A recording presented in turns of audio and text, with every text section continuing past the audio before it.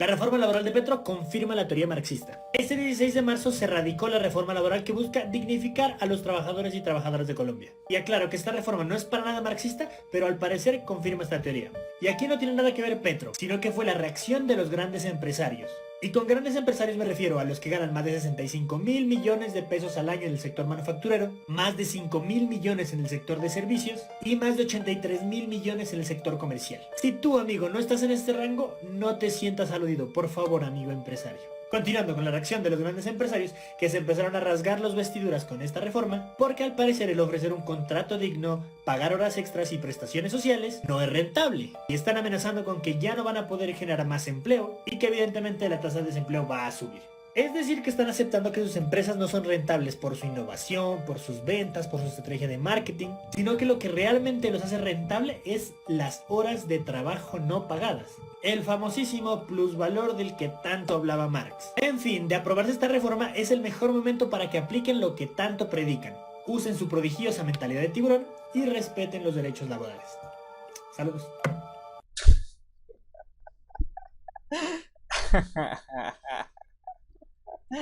Ah, no es hate, en serio.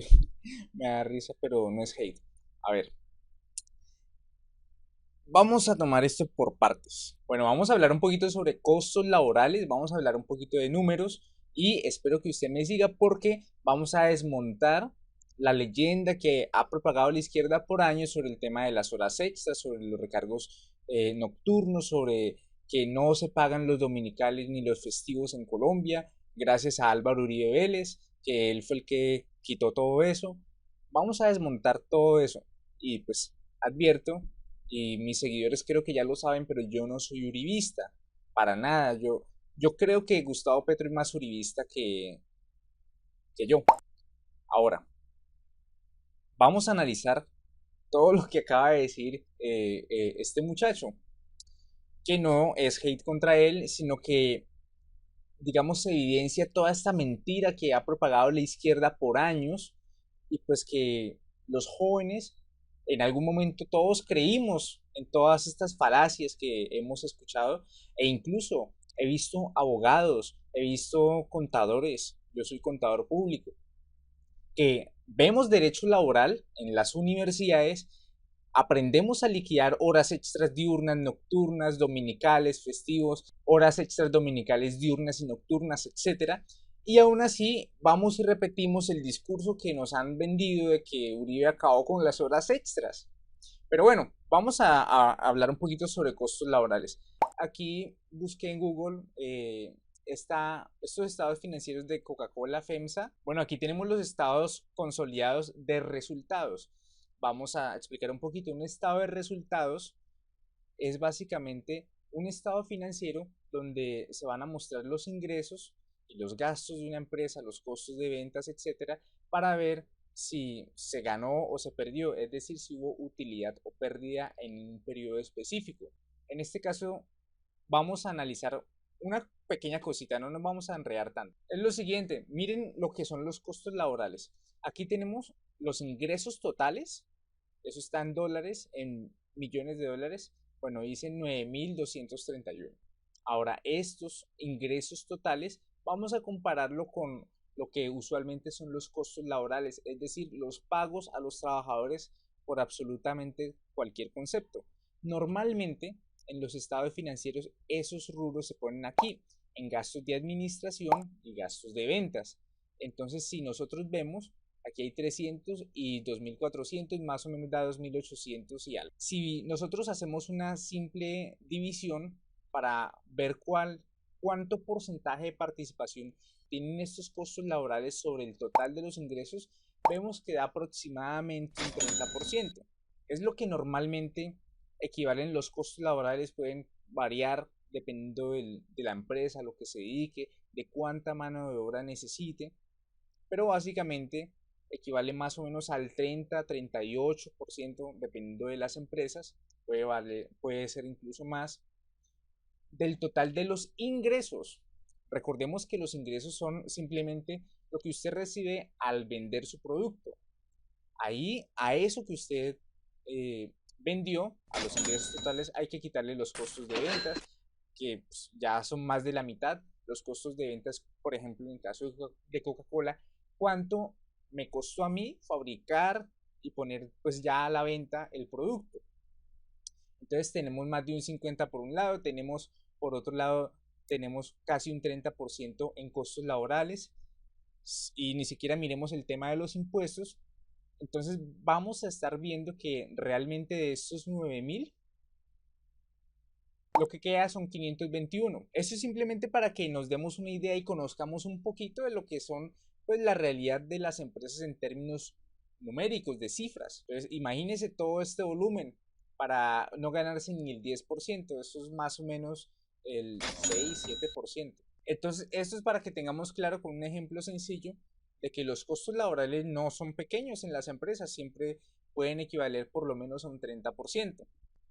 Ahora, ese tema de que Uribe eliminó las horas extras, los recargos nocturnos, los dominicales, los festivos ya no se pagan y etcétera, es falso.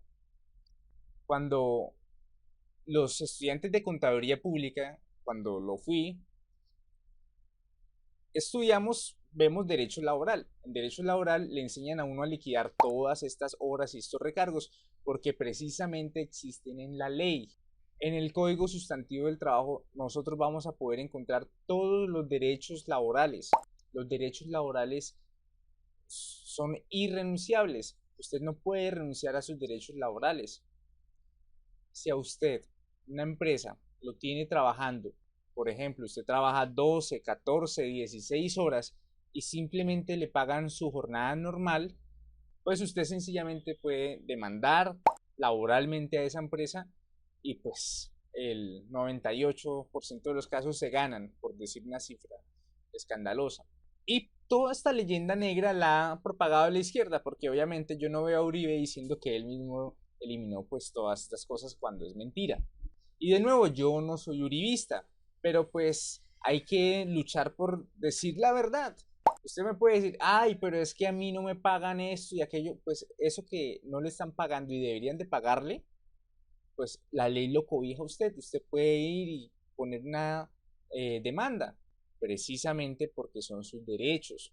Ahora, ¿por qué me molesta tanto este tema a mí? Porque es que gracias a esos mitos, entonces la gente que los chismes se riegan, lo va escuchando, entonces trabajan las 12, 14 horas y entonces dicen, no, pero es que si Uribe no hubiera eliminado las horas extras, a mí me las estarían pagando. No, es que están en la ley, están en el Código Sustantivo del Trabajo y se las tienen que pagar. Vemos cómo hace daño todas estas mentiras. Tenemos un montón de personas que podrían estar recibiendo el pago pues justo de sus horas extras y demás, pero resulta que como se propaga una mentira y se repite por X cantidad de tiempo, pues la gente termina aceptándolo como si fuera una verdad cuando esto es falso. Ahora, todos estos grandes multimillonarios que menciona este joven en el video y que tienen empresas enormes, tienen que pagar las horas extras, es que ya las pagan.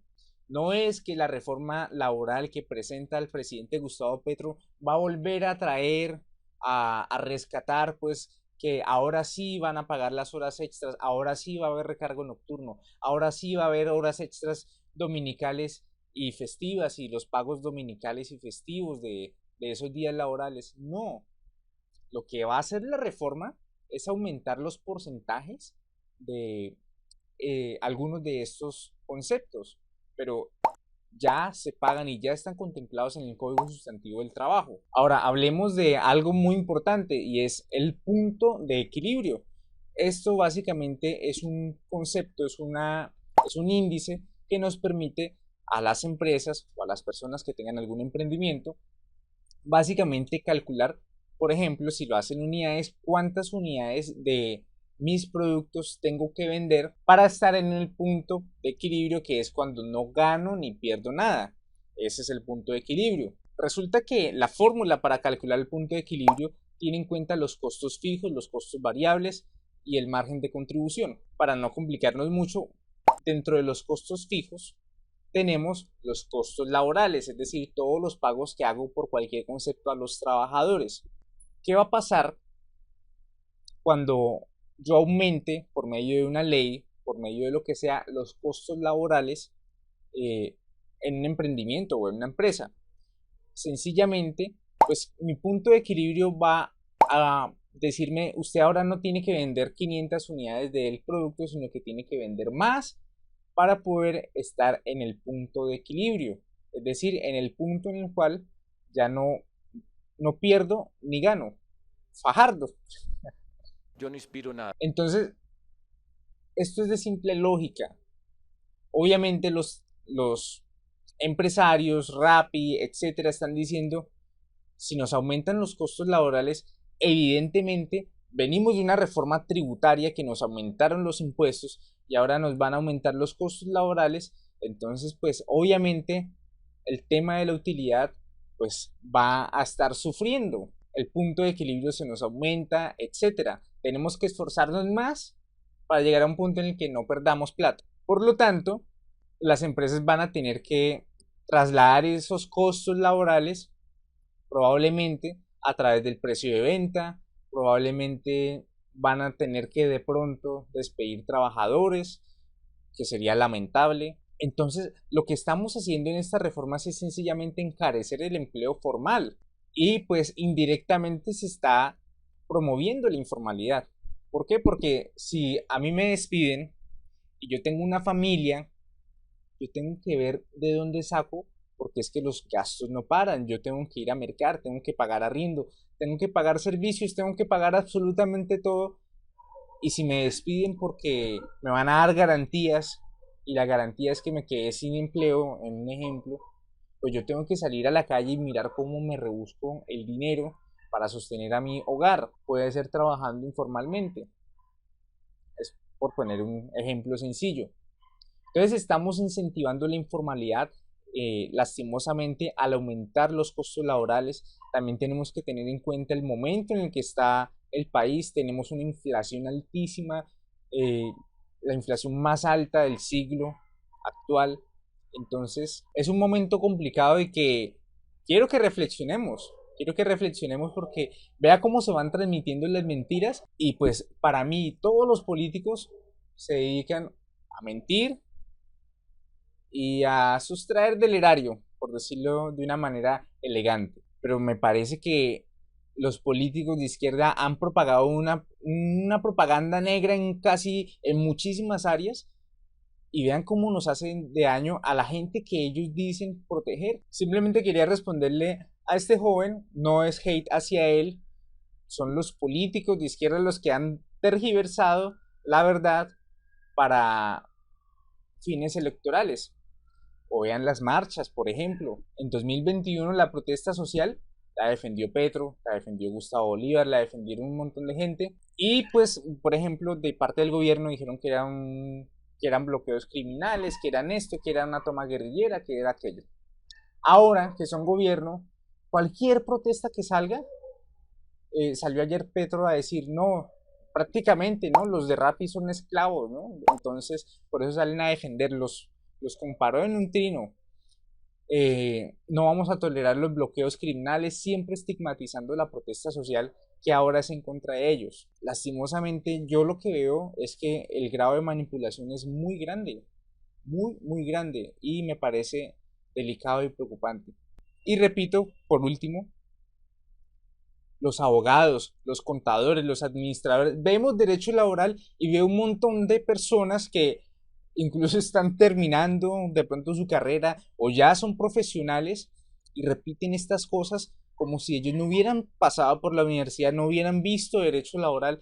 Entonces, el grado de manipulación es muy grande. Si eso le hacen a los profesionales del área, pues ¿qué se puede esperar de las personas que de pronto no tuvieron acceso a una universidad o de pronto estudiaron en otra rama y no tienen por qué saber de derecho laboral?